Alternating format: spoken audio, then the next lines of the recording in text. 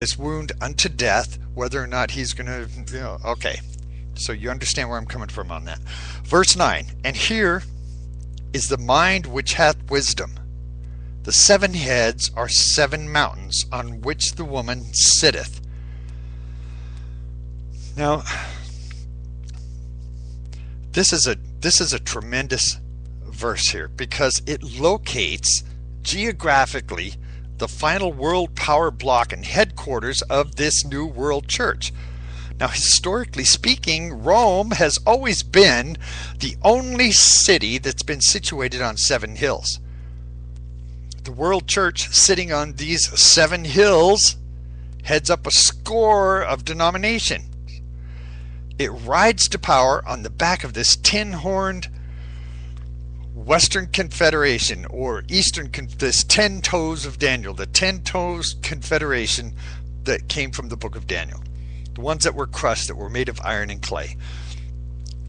So this city, this is why this is, why there's a connection between the Catholic Church, between St. Malachi's prediction of the number of the popes, and the fact that the leader of this ecumenical movement, this false prophet, this false religious leader, is going to come from a city situated on the 7 hills, which has always been Rome. Now, it could be that St. Malachi just got this prophecy from reading this passage, this verse, saying that this last pope would be Peter the Roman, which it does look like. I mean, if you put these things together, if you're picturing this as your mind as we go, it does look like this.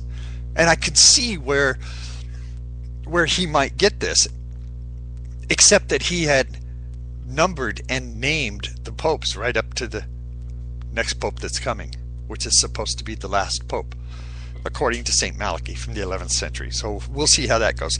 That's why this was important to do during this program. And this is going to dovetail so big into chapter 18 when we start chapter 18, which is the one that's going to give descriptions that gave me goosebumps. It's probably going to give you goosebumps too, because there's only some very specific places that's going to fit chapter 18. But I wanted to do 17 first, and here's why. It's because there's a connection here between 17 and 18, between the destruction of the religious Babylon and the destruction of the political Babylon. There's a connection between them. Now, I couldn't go just into the political Babylon destruction without making the connection with the religious, because I wanted to make sure that we seen that the times that we're in that have to do with this ecumenical movement, which is on the rise all of the time, this New Age church, which is what this is. And we seen the Pope doing that when he brought spiritual leaders from around the world and said we're all praying to the same God. They all prayed together like they. I mean, the connection here is just downright scary, and it's undeniable. So we want to make sure that we stay connected to what we're looking at now, because when we get into chapter 18, oh, you're gonna start connecting dots and say, oh man, look at that. Oh, this is good stuff. This is good stuff right here. All right, let's go to verse 10. There are 7 kings, 5 are fallen. Now here we go with another one. I want you to pay attention to this. We're going to talk about this and make this clear too. All right, there are 7 kings, 5 have fallen. 1 is, the other is not yet come, and he that cometh, he must continue a short space. So here again, a lot of you are saying, what does that mean? All right. Well, here's the deal. This is where John receives this vision of the 7 kings. 5 have fallen. 5 have already fallen. And who are those 5 that have already fallen? 1 was Assyria. 2 was Egypt. 3 was the original Babylon. 4 was Medo-Persia. 5 was Greece. 6 was Rome at the time that John received this revelation, and the 7th is yet to come. So with that in mind, let's read this verse again. And there are 7 kings. 5 has fallen. 1 is, the other is not yet come. And when he cometh, he must continue a short space. So you'll see that 5 have come. 6 is, that was Rome, where John was at the time. And the 7th is yet to come. And he must, when the 7th comes, who will be the Antichrist, who will reign a short space. His short space happens to be the 7-year tribulation period. Because we've already got the 5 that have already passed, the 6 that Rome he was in at the moment, and the 7th is the last one to come. Okay, so we got that? The beast that was and is not, even he is the 8th, and is of the 7th, and goeth into perdition.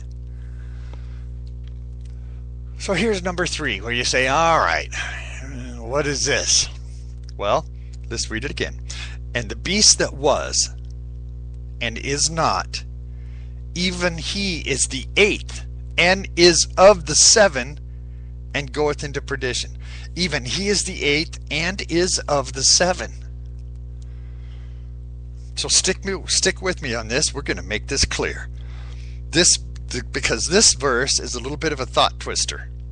But you can easily understand this when you consider it carefully. Who is king number 8 if there are only 7 kings in the first place? Let me read it again. And the beast that was and is not, even he is the 8th, and is of the 7, and goeth into perdition.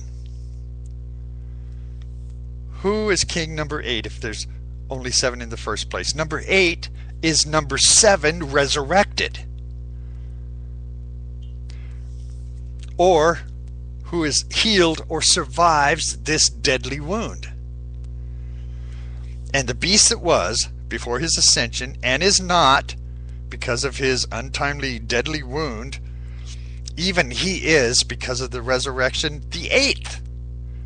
The 7th is the 8th because the 7th was destroyed, killed, or a wound unto death, and then comes back. That makes him number 8. He is of the 7 because Satan, who's incarnated in his body while he was dead, has motivated the other 7. Now, further proof of this, number 8, is the resurrection, the Antichrist, number 7. Now, here again, we're told that we will eventually go into perdition. Remember when we talked about the other one before? It said, and the last one will go into perdition. Well, here they're saying it again. The very same thing with a different explanation, but they're saying the same thing. This is the one that we looked at in verse 8, as well as our text in verse 11 that we just read. So let's make sure we understand this. King number 7 and king number 8 are one and the same. All right, now if anybody has any questions about this, or if you didn't understand, feel free to email me. That's contact@wdeanshook.com. Contact@wdeanshook.com. And since I'm giving out the email address, let me tell you, I've been updating the Holy Land update on the webpage, and I'm putting up some new front page stories that are important for everybody to see. I'm not going to change the video on the front page yet because it's important that everybody go see that armored vehicle that Homeland Security bought that we talked about a couple programs ago. I'm going to leave that up there a little bit while longer. But I want you to go see, go to the Holy Land update page on the webpage, wdeanshook.com, and read the story about the plague of locusts that's been going from Egypt to Israel. There's a plague of locusts, and it's coming right before the Passover. It just made me smile. I don't know if it's coincidence or if it's God sending it. I don't know what's going on there, but I'm telling you what, go read that story, wdeanshook.com. All right, let's get back to business here. And the 10 verse 12, and the 10 horns which thou sawest are 10 kings, which have received no kingdom as yet, but receive power as kings 1 hour with the beast. 10 horns. Now, these 10 horns, by this point, have become pretty familiar with us. We know what they are. These 10 horns may very well control the world. It might be a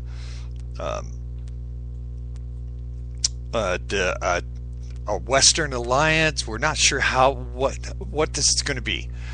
But we know when this one world government comes about and the Antichrist either makes his appearance or starts to make his appearance, the world is going to be broken up into 10 sections, whatever these 10 sections are. This is from the book of Daniel, the 10 toes that Daniel described.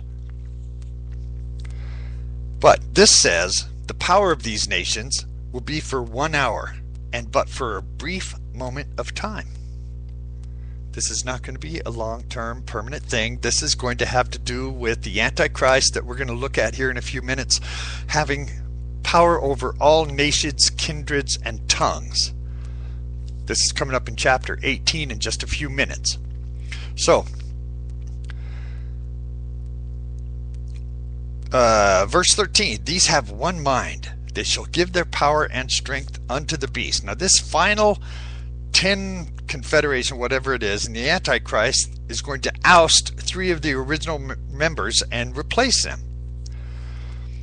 Because he becomes so unified with everything he possesses, the economy, the military, all of this is placed under his control as this one world leader. This is where we see it in Daniel chapter 7, verse 8 through 24 describes this.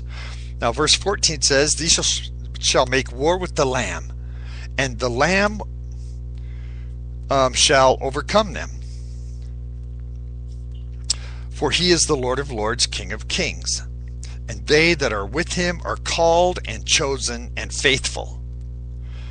Now this verse fulfills chapter 19, verse 11 through 16. Okay, when the world's armies gather together against the Lord in his and his anointed that are pictured in Psalm 2:2. The kings of the earth set themselves, and the rulers take counsel together against the Lord and against the anointed, the Christ, and the Lord of lords, King of kings. The called, the chosen, the faithful who accompany him are the armies of heaven. That's chapter 19, verse 14. That's why I say when they say that he's going to call the elect from the 4 corners of heaven, this is when he gathers the army. Who is that? Who is his army? His army is exactly what the Bible says. It says that, let's see, where is it here? Chapter 19, verse 14 says it's composed of the believers, the true church, who was raptured out of the world in chapter 4, verse 1, and who waited in heaven 7 years to return with the bridegroom as his army. Verse 15, and he saith unto me, the waters which thou sawest, where the whore sitteth, are peoples and multitudes and nations and tongues. Let's remember this. This is going to be vitally important when we start chapter 18 here in just a few minutes. The waters which thou sawest, where the whore sitteth, are peoples, multitudes, nations, and tongues. Chapter 16, and the 10 horns which thou sawest upon the beast, these shall hate the whore, and shall make her desolate and naked, and shall eat her flesh, and burn her with fire. So what does that tell us? That tells us that the Antichrist is going to eventually betray his followers. They bowed and scraped to his image. Now he no longer wants to share this limelight or his glory with them. The individual leaders of these countries, of this 10-nation confederation, or 10 whatever they are going to hate her, strip her of all possessions. That's what it says. She'll be naked. It's going to strip her of all possessions, of gold, precious stones, and pearls that are described in verse 4. Remember, we just went through that. And destroy her by burning